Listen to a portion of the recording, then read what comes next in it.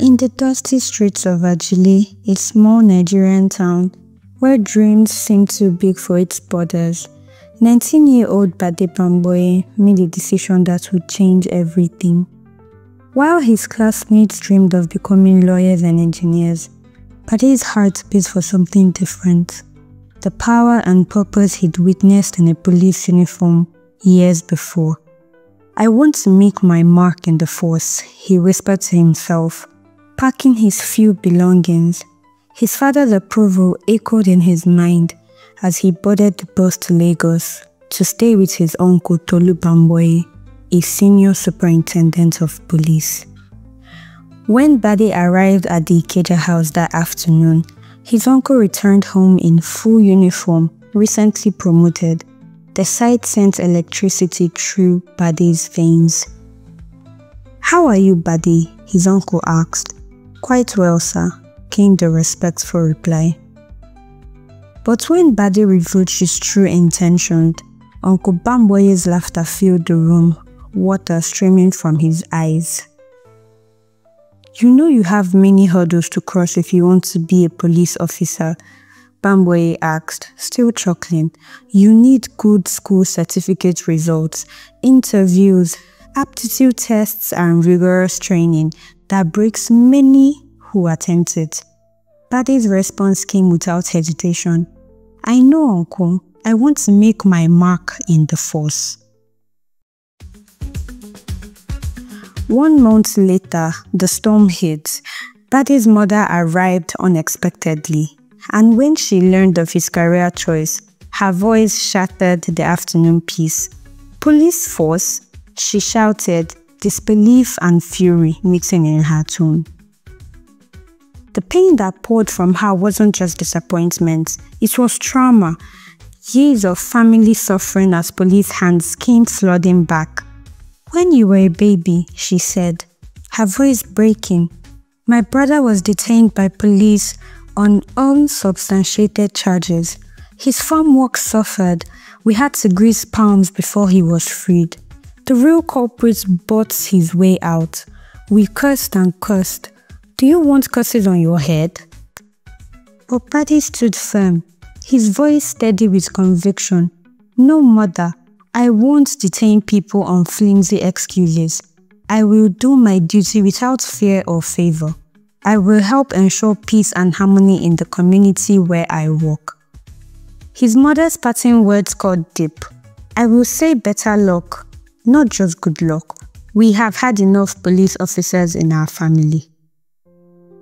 Living with his uncle exposed Bade to police work's brutality. The Ikoba land dispute left 10 officers injured, families in anguish. Then came the night that would haunt him forever. Inspector Charlie Anoka arrived, whiskey in hand, eyes gleaming with dangerous stories as the night deepened and alcohol loosened his tongue. Charlie leaned forward conspiratorially. "We have broken the jinx in the murder at Ido-Iroko," he announced with disturbing glee. What followed was a tale of horror that made Bade's blood run cold.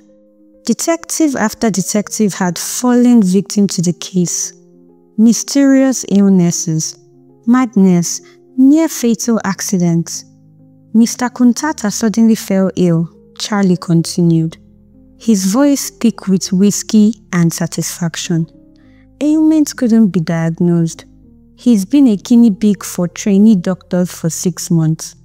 Mr. Oputa developed a strange disease. Talked to doors, trees, electric poles, even animals. He's at Aero Neuropsychiatric Hospital. Mr. Tanga had an accident investigating suspects. Nearly lost his leg at Ibobi Hospital. Charlie paused, sipped his whiskey, eyes twinkling with dark humor. "How did we crack it?" he asked rhetorically. "We used the daughter of Eve, a beauty that could quench fire by mere appearance. We enlisted her services for a reasonable fee and it paid off. No more illness, no more accidents, no more breakdowns." As Charlie left at 11:15, Bade sat in the darkness, wrestling with a question that burned in his soul. Was life worth much in the force? Fate smiled on Bade in his 5th month in Lagos.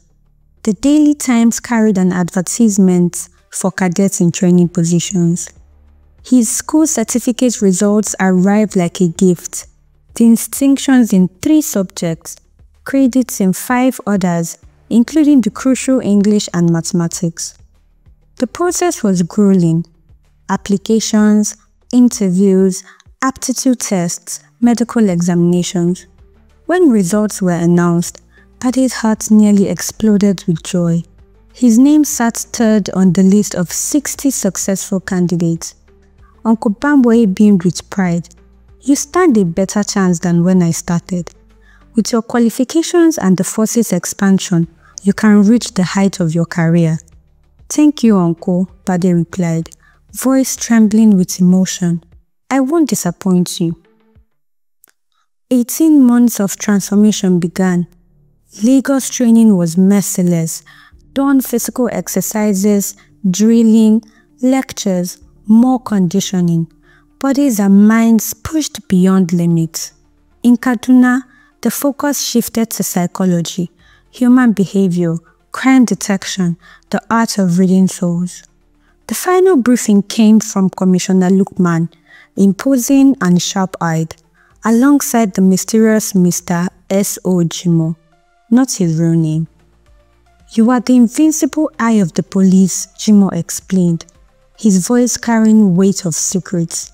You see what ordinary eyes cannot see. Hear what isn't said when security agents are present.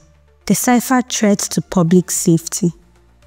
The freedoms amazed Bade, growing beards, adopting false names, moving undetected among the people. When asked for a vote of thanks, he felt destiny settling on his shoulders like a cloak. Posted to Apapa, Bade Bamboe ceased to exist. Henry Badmus was born. Businessman, neighbor to Mama Tosin, student of criminal behavior in the records office, where every villain story was catalogued in meticulous detail. 9 months later, Henry Badmus received his baptism of fire. Working with Hassan and Ode, he would infiltrate a counterfeiting ring, posing as a wealthy businessman's son. You must look princely and well-off, Hassan instructed. Gold chains, expensive watch, shoes, the whole package. Henry arrived at a Saleko in a Mercedes 230. The counterfeiters, Saba and Rabiu, welcomed their prince with elaborate ceremony.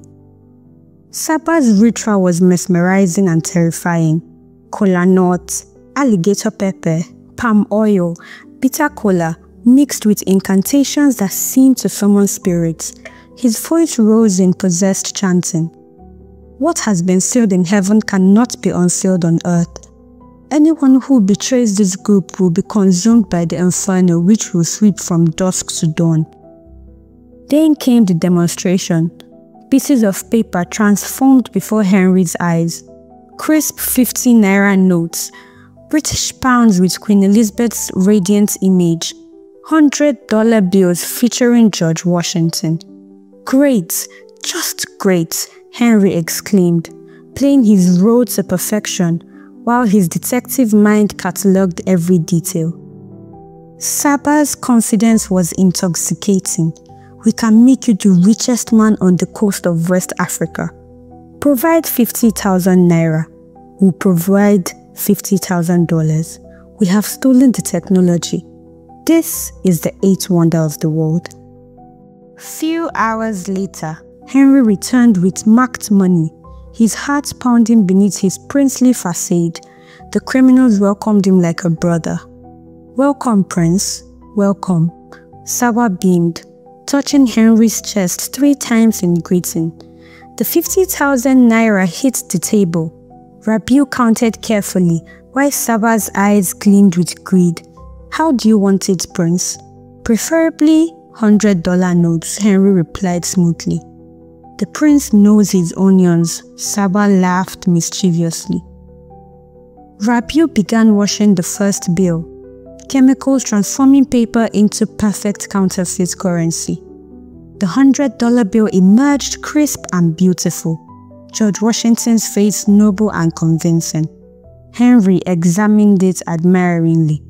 Beautiful work.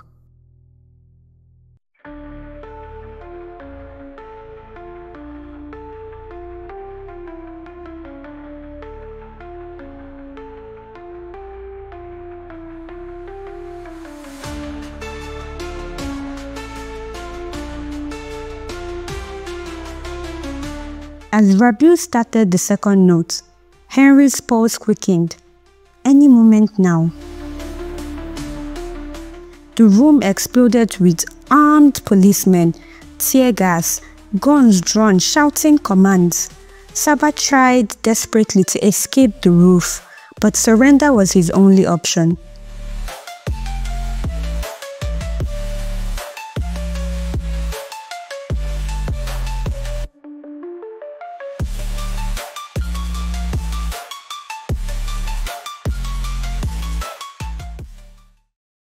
All were arrested, handcuffed, beaten, including Henry, Hassan and Ode, to maintain their cover.